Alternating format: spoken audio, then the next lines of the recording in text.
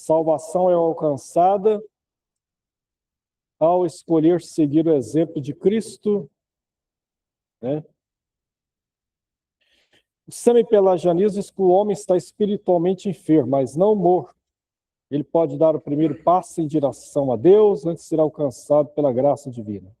Deus apenas completa a ação salvífica que teve início no homem. Na verdade, isso aí também é antibíblico, porque Paulo fala que vós estáveis mortos em vossos delitos e em pecado. O homem não estava somente enfermo, o homem estava o homem está espiritualmente morto sem Cristo. Então, pelagianismo não dá, né?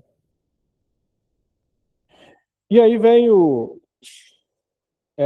tanto os arminianos como os calvinistas ensinam a depravação total do ser humano, ou seja, o homem pecou, né, caiu do seu estado original, ele é incapaz de se aproximar de Deus, a não ser pela graça do Senhor, favor imerecido de Deus. É imerecido.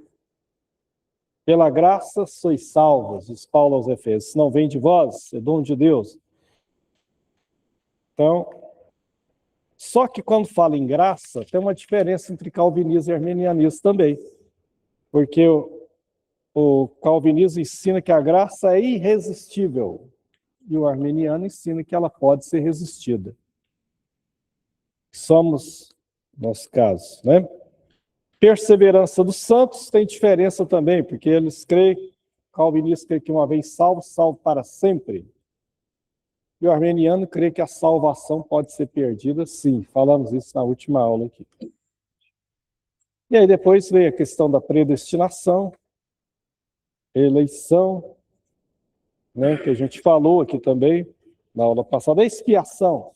Na expiação também tem uma diferença básica. Eles falam que Jesus morreu somente pelos eleitos.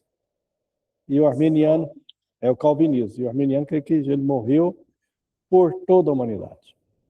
Eu entendo também, né? João 3,16, porque Deus amou o mundo. Deus não amou só os eleitos, Deus amou o mundo. E deu o seu Filho unigênito para que todo aquele que nele crê não pereça, mas tenha a vida eterna. Quer dizer, o sacrifício foi por todos, mas somente aqueles que aceitam tomam posse. Aí eu falei até um exemplo das maçãs. Eu comprei X maçã hoje para a sala. Está aqui, está compra, está aqui na mesa. Você tem que pagar nada, só pegar, mas você tem que pegar. Sair e vir pegar. Se não quiser, vai ficar sem. Assim também a obra salvação. Bom, agora hoje, nós estávamos falando sobre armatiologia, né, a doutrina do pecado. Falamos da origem do pecado, já em aula passada e retrasada. E hoje nós, entrando já na doutrina da salvação, aliás, a gente, de certa forma, já entrou na semana passada, né, na retrasada, quando falamos sobre calvinismo e arminianismo. Mas o plano divino da redenção. Como eu falei, existe um livro famoso e um mapa famoso que é O Plano Divino através dos Séculos, do Lawrence Olson. É um mapa que mostra assim, desde o Gênesis até o Apocalipse. Alguém já viu esse mapa? Ele é um mapa... O foco dele, na verdade, é a escatologia daquele mapa, né? Porque ele é um mapa da linha dispensacionalista, que crê que Deus fez dispensações para tratar com o homem. Os reformados, irmãos reformados, falam em alianças, né? O dispensacionalista tem alianças também, mas o foco maior está na dispensação. E nós explicamos que, ao falar desse plano, eles colocam assim, como o número 1, a primeira dispensação foi a inocência, A segunda foi a consciência. É,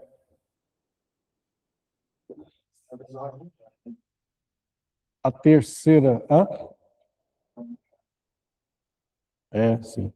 A terceira, governo humano.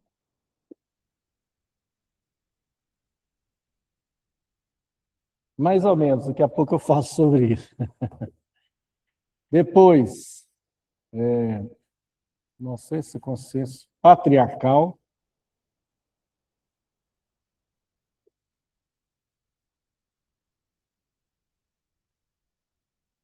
A quinta, lei. A sexta, graça.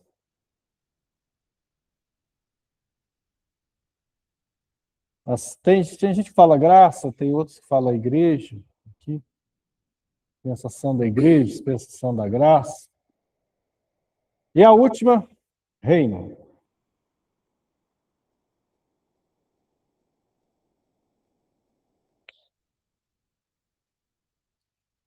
Como eu falei, quando eles falam isso aqui, eles aí casa doutrina da salvação e fala já também de escatologia. Então, geralmente, quem ensina isso aqui é uma linha da escatologia chamada dispensacionalista.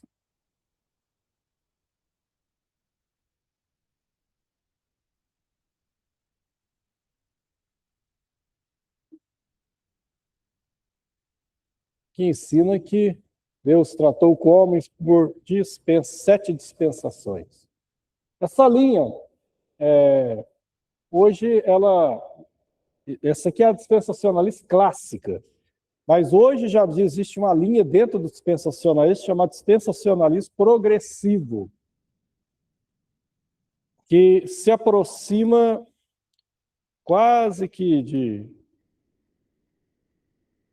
pós-milenista, milenista, ele diferencia um pouquinho do dispensacionalismo clássico. O dispensacionalismo é um ensino recente na história do cristianismo. Começou há 200 e poucos anos atrás. Ele é recente, historicamente. Há 500 anos atrás, mais ou menos, quase na época de Lutero, teve um padre católico que começou a falar em dispensações, mas muito limitado. Mas somente no século XIX, e aí que, com esse cidadão aqui, J. Darby, aí ele sistematiza a doutrina e quem divulga ela foi um outro camarada, chama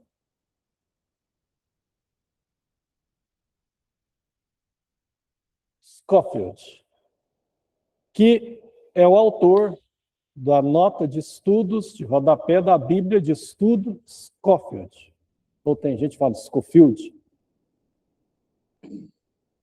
Ele foi o que divulgou, através da Bíblia de estudo dele, o dispensacionalismo, que não começou com pentecostais. Começou com mais... Até porque não existia movimento pentecostal quando ele começou, né? Era mais a igreja de Plymouth, igreja dos irmãos. Aí teve uma menina lá, fazia parte da igreja, que teve revelações, tal, e aí eles embutiram também. E aí eles começaram a ensinar o pré-milenismo. Eles eram pré-milenistas e também pré-tribulacionistas.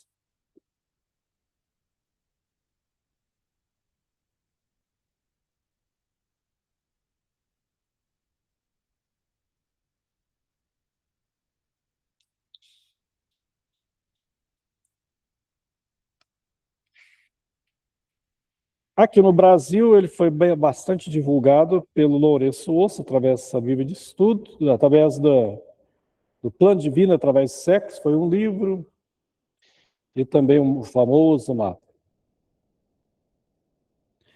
Mas muitos, nem todos os protestantes são isso aqui, não. Nem todo protestante segue isso aqui. Tem irmãos protestantes que são amilenistas, evangélicos. Outros são pós-milenistas. Com relação à grande tribulação e arrebatamento, alguns são mid ou meso. Mid ou meso. Tribulacionistas. E os que são pós-milenistas. Não sei se vocês já tiveram escatologia. Não, né? Basicamente é o seguinte. Pré-milenista, o nome já fala. Ele crê que a volta do Senhor é antes do milênio. O milênio é o negócio central. Pós-milenista, ele crê que a vinda do Senhor é pós-milênio. Amilenista, tem gente que interpreta como que não crê no milênio. Não é verdade. O correto é que eles creem no milênio realizado. Eles não creem no milênio literal de 1000 anos. As Assembleias de Deus, grande parte das igrejas pentecostais, estão aqui. Majoritariamente. Isso não significa que toda assembleiana é assim. Mas majoritariamente está aqui. As igrejas presbiterianas geralmente estão aqui. E outras igrejas históricas. E aqui também. Alguns estão aqui. Alguns presbiterianos. Nem todos estão aqui. Alguns aqui. O pós-milenista, ele ensina o seguinte, que com a pregação do evangelho, o mundo vai melhorando. Vai se convertendo. E aí Jesus volta. Ele é uma linha bem utópica, bem otimista. O amilenista crê que não existe um milênio literal. O milênio, ele é realizado. Ele já começou, na verdade, com a ressurreição de Jesus. Morte e ressurreição. A prisão de Satanás, eles interpretam como contenção de Satanás, sendo contido para enganar as nações. Então, por isso que está tendo, que nos últimos 2000 anos, houve muito crescimento da igreja, evangelizou as nações. Ele não está, de uma certa forma, preso, não. Só conteve parte da ação dele. Aí depois chegará um tempo, será liberado. Vai tirar essa contenção. Isso é o amilenista. Eles pegam a passagem lá de Jesus, fala do mais valente, prendeu o valente e tal. Olha. E esse aqui crê num milênio literal, de 1000 anos. Crê que a vinda de Jesus vem em 2 fases. Primeiro, o arrebatamento. E foi aqui também, nessa época, que surgiu um ensino novo. Um ensino novo. Porque até então, nunca antes tinha se falado de um arrebatamento secreto. Hã? Aqui, ó, a criação, a sistematização dessa doutrina foi mais ou menos aqui, ó, entre 1800 e 1830. Se você pesquisar J. Darby, Scofield, você vai ver. Pô, dispensacionalismo surge nessa época. Até então, em 1800 anos da história da igreja, se ensinou que Jesus vinha, né? Mas não se falava até então em arrebatamento secreto.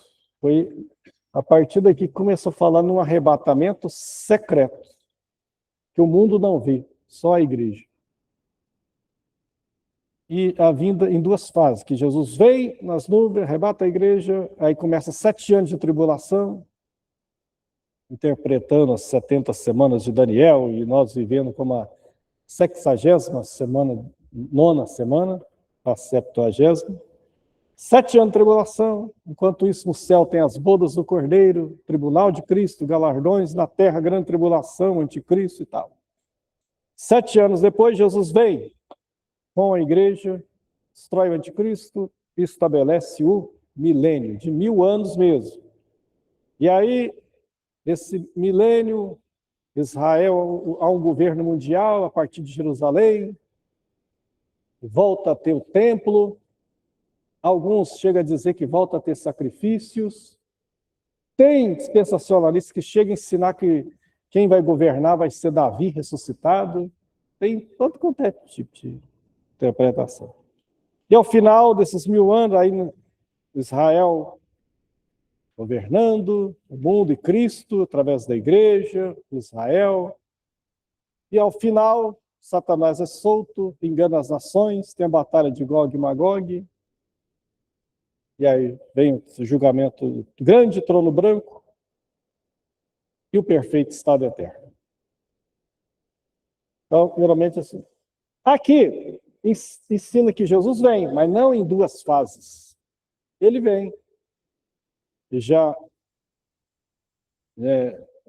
destrói o mal e estabelece um reino eterno. Um reino eterno. Aqui, como eu falei, é pós o milênio. Esse aqui crê que o arrebatamento é no meio da grande tribulação. Por isso, Mede ou Mede. Os 3 anos e meio, na metade dos 3 anos e meio. E isso aqui não é pós-milenista, não. Ficou errado. Pós-milenista eu já tinha colocado ali em cima. Isso aqui é pós-tribulacionista. Pós-tribulacionista. Esse aí crê também que a vinda do Senhor é uma fase só, não é 2, e é o final da grande tribulação. Tem uma grande tribulação, eles acreditam numa grande tribulação, mas que Jesus vem ao final. Ou seja, quem crê nessa linha, aqui também, que a igreja passa pela tribulação. Essa linha aqui ensina que a igreja não passa pela tribulação.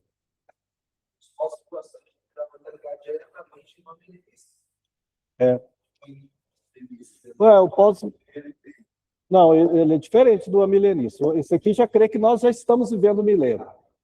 E esse aqui que Jesus veio depois que a pregação do evangelho melhorou a humanidade, o mundo foi melhorando com a pregação do evangelho, aí Jesus veio. Pré-tribulacionista, a igreja não passa pela tribulação. Pós-tribulacionista, que a igreja passa. Jesus vem no final da tribulação. Esses dias nas redes sociais tem um vídeo que está circulando muito aí. É o vídeo do pastor Napoleão Falcão. O que ele falou, se vocês não lembram, ele falou isso aqui, na sede aqui, em 2022. Ele veio aqui, está gravado no canal da ADMP. Se você procurar ADMP por Napoleão Falcão, vai cair no vídeo dele. Uma pregação de quase 1 hora. E aí ele afirma em 2022 aqui o que ele está falando lá.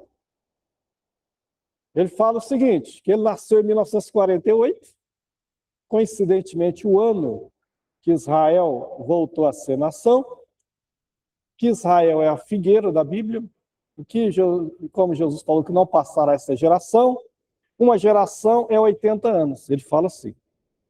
Esse negócio de uma geração é uma coisa... Nunca ninguém conseguiu interpretar isso direito. Porque, a princípio, quando Israel se tornou nação, houve um movimento de ressurgimento de escatologia no mundo, nas igrejas. Por conta disso. E falava, e agora, e agora?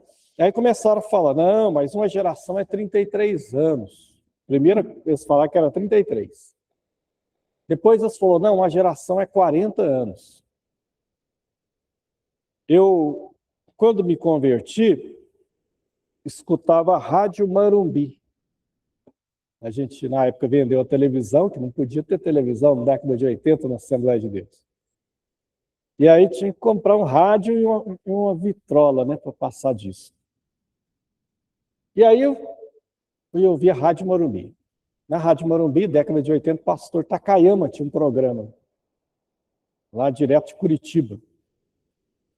E aí, Cristo Vive, que era o nome da cruzada dele também. E ele, lá por 1987, mas isso não era só ele, não. Havia muitas outras pessoas que estavam falando isso também. Falavam, não, gente, olha, no ano que vem, no caso 88, Israel vai fazer 40 anos.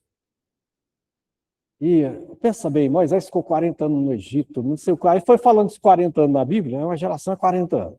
Então, irmão, não é que eu estou falando que Jesus vem ano que vem, não, mas fica preparado aí, que o ano que vem faz 40 anos, então, de repente, né, praticamente falando, sem dizer. Irmão, e foi um negócio. E eu falei, gente, eu era adolescente, né, tinha uns 19 anos, falei, não vai dar tempo nem de eu casar, né? 1988 chegou, Jesus não veio. Deu 40 anos, né? Não veio. E agora o Napoleão Falcão está interpretando com 80 anos, como uma geração que ele está citando Salmo 90. A duração de um homem é 70 anos. Mas pela sua robustez chegar a 80, aí ele fala, é 80. Não, irmão, então é 2028. Ele está falando claramente. Em 2028, quando Israel fizer 80 anos, olha que quando foi 40 foi a mesma coisa. Gente, o negócio, né? Eu tenho um vídeo aí que eu fiz esses dias aí, que é Jesus voltará em 2028, só acessar meu canal que está lá. Esse pessoal é muito corajoso, viu? Eu acho que tem gente aí que é secretário da Santíssima Trindade e a gente não está sabendo. Porque Jesus foi enfático sobre isso. Acerca daquele dia e hora, ninguém sabe, nem os anjos, nem o filho, mas ele falou o filho que ele estava com a sua limitação, ele tinha se esvaziado, estava em carne. Somente meu Pai, quer dizer, a agenda é de Deus. Vigiai, porque não sabeis que hora virá o Filho do Homem. Ele virá como ladrão da noite. Já pensou se ficasse marcado? Ele não foi o primeiro. A história do cristianismo, já houve muita gente que marcou a data da volta de Jesus. E todos se frustraram. Quando a Igreja Católica, que é a que dominava o mundo no primeiro milênio da história cristã, quando chegou o ano 999, o ano 1000, eles começaram a ensinar isso. Só que eles não falavam a volta de Jesus, né? Eles usavam outra expressão na época. Eles falavam fim do mundo. O fim do mundo vai chegar no ano 1000. E o povo vendeu propriedade. Aí depositaram lá para a Igreja Católica. É uma das razões da riqueza dela. E porque depois ela não devolveu. E aí chegou o ano 1000, nada. Depois, foi aparecendo outros, né? Foi aparecendo vários outros. Savonarola falou, o Papa é o anticristo, ele está voltando. Depois o Savonarola foi para a fogueira, e Jesus não voltou. Quando chegou o século XIX, esse século aqui foi efervescente sobre escatologia. Não somente surgiu o dispensacionalismo, mas surgiu vários outros movimentos falando em escatologia. Nessa época surgiu o movimento adventista.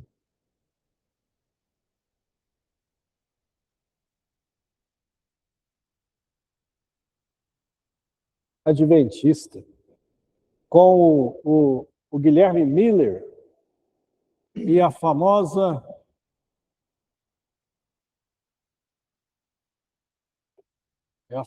Ellen White. O Guilherme Miller, que surgiu na época, liderando o movimento antes da Ellen White, a Ellen White estava lá no movimento também, ela e o marido dela. O Guilherme Miller começou a ler o livro de Ezequiel e o livro do profeta Daniel.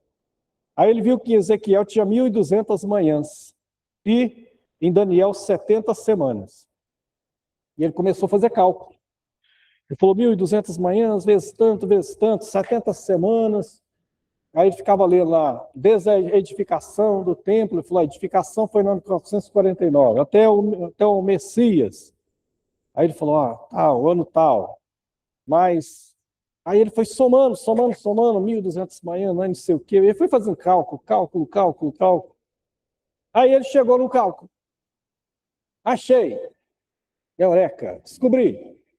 Olha, irmãos, Jesus vai voltar, isso lá por 1830, mais ou menos. Vai voltar em 1843. Eu somei as 70 semanas de Daniel, mais as 1.200 manhãs de Ezequiel, e é aqui, deu meus cálculos aqui. Irmãos, ele reuniu 100.000 pessoas nos Estados Unidos. 100.000. Que acreditaram. O povo saiu vendendo as coisas, igual lá na época lá do catolicismo, ano 1000. Ah, Jesus está voltando, então. 1843 chegou, Jesus não voltou. Aí ele pegou e falou, peraí, deixa eu calcular aqui de novo, alguma coisa está errada. Ele faz conta para cá, faz conta para lá. Irmãos, eu errei por um ano, é o ano que vem, 1844. E o povo esperou. Quando chegou em 1844, Jesus não veio. Aí ele falou, nesse ponto ele foi sincero. Falou, gente, eu me enganei. Achei que, somando todas essas profecias, dava para chegar a uma data. Aí descobri que não dá, e realmente eu me equivoquei. E aí ele foi se retirando do movimento. E aí a Ellen White falou o quê? 100.000 pessoas. Ela assume a liderança do movimento, se identifica para o povo como profeta, e até hoje ela é a profeta da Igreja Adventista, escrevendo seus livros. Ela falou, não, gente, o Guilherme Miller se equivocou mesmo, porque é o seguinte, Jesus em 1844 não voltou na terra, mas ele veio no céu e fez a purificação do santuário celestial no céu. Isso está na doutrina adventista até hoje. É hoje. E aí ela falou, eu tive uma visão, eu vi as placas da lei no céu, e uma luz sobre o mandamento do sábado. E aí, o negócio de guardar o sábado. E eles guardam até hoje. Então, teve isso aqui. Nessa época também surge um homem chamado Charles Tazel Russell. Esse homem frequentava a igreja presbiteriana e morria de medo das pregações quando falava em inferno. Ele sai da igreja presbiteriana, entra na igreja adventista que estava começando, fica lá, escuta aqueles negócios lá, e sai de lá também. Em 1879, ele cria um movimento chamado Sociedade Torre de Vigia. Esse nome aí talvez você não sabe o que significa. Mas esse nome aqui é conhecido hoje como os Testemunhas de Jeová. Sociedade Torre de Vigia. Que é o nome deles, né? Oficial. Sociedade Torre de Vigia. Aí ele lança 2 revistas, Sentinela e Despertai. E aí ele faz uma profecia. Ele fala que o Testemunho de Jeová fala muito em milênio e nova ordem. Ele fala, olha, eu fiz umas contas aqui e eu descobri que o milênio, a nova ordem, vai começar em 1914. Ele morreu 2 anos depois, em 1916. Ele foi muito infeliz. Sabe por quê? Em 1914, se você for olhar nos livros de história, não começou o milênio na Terra. Foi a Primeira Guerra Mundial. Foi um banho de sangue no mundo, 4 anos de guerra, milhões de pessoas mortas. Aí eles mudaram, ele mudou. O Testemunho de Jeová mora mudando a doutrina disso. Ou não?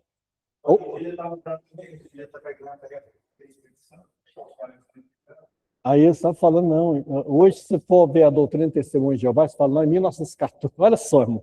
Primeiro ia começar o milênio em 1914. Agora, sabe o que eles falam? Não, em 1914 começou, foi o governo de Satanás.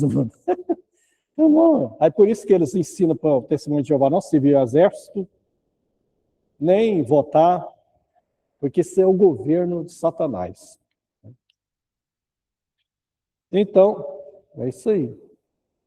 Aí depois eles marcaram a volta de Jesus, o milênio, para 1925, não deu certo. A última vez que eles marcaram a data foi em 1975, aí depois eles pararam de marcar.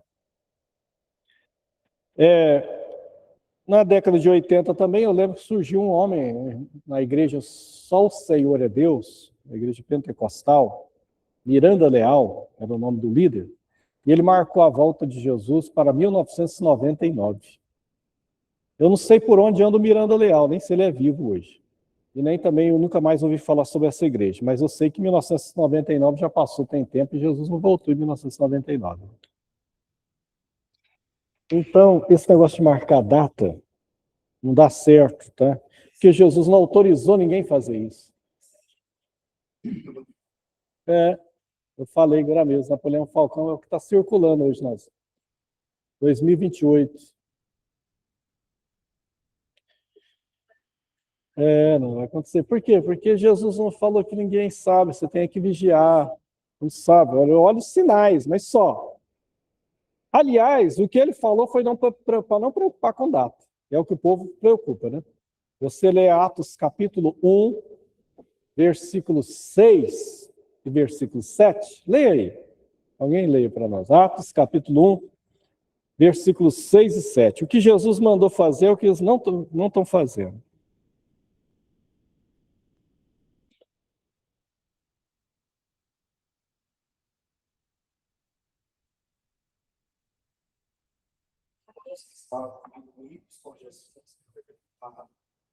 Será que este tempo é que o Senhor irá restaurar o reino de Israel? Jesus respondeu: não cabe a vocês conhecer o tempo, porém, que o Pai fixou pela sua autoridade. Viu o que ele falou? Vocês param com esse negócio. O Senhor é agora, é agora, é agora. Jesus falou, não compete a vocês saber o tempo, saber as estações, saber a época que o Pai planejou. Vocês se preocupem, aí entra o versículo 8 famoso, em ir para Jerusalém, ser revestido do poder do Espírito Santo, receber a virtude do Espírito Santo e ser testemunha em Jerusalém, Samaria, Judeia, até os confins da terra. E pronto, e para com esse negócio. É justamente o que eles não estão fazendo. A Valnice Milhomens já marcou a volta de Jesus para 1997, depois já marcou para 2007. Então, esse pessoal não para. Eu lembro uma vez que surgiu um livro, no meio assembleiano, O Alinhamento dos Planetas. O Alinhamento dos Planetas. Falava do alinhamento dos planetas em 1982 e que talvez Jesus até voltasse. O alinhamento dos planetas passou e não aconteceu nada. Por quê? Porque não é para marcar, é para esperar. Né? Então, o plano divino através do século, Lourenço Osso, ele fala das dispensações e vai até o final. Eu coloquei ele mais para enfatizar isso aqui, que a gente vai falar do plano da salvação. Porque a inocência, ele fala que é da criação do homem até a entrada do pecado. Aí inicia com o pecado a era da consciência. Inocência quando ele estava sem pecado. Isso segundo esse livro, essa linha aí. Aqui inicia o pecado. Depois, aí vem a família de Adão, tal. Aí entra o período do governo humano, que vai até Noé, até o dilúvio. E depois até a Torre de Babel, governo humano. Até a Torre de Babel. Do dilúvio até a Torre de Babel, governo humano. E aí entra a era patriarcal. Bom, o nome já fala, era patriarcal, então começa com Abraão até José do Egito. Era patriarcal. E depois a lei, aí é Moisés, né? Período da lei. Período do Antigo Testamento todinho está aqui. Todinho assim, de Moisés em diante. Até a graça, ou seja, até a vinda de Cristo. Primeira vinda de Jesus, morte e ressurreição de Jesus e o início do período da igreja. E a última dispensação é a volta do Senhor, milênio e tudo mais, por esse reino. Então,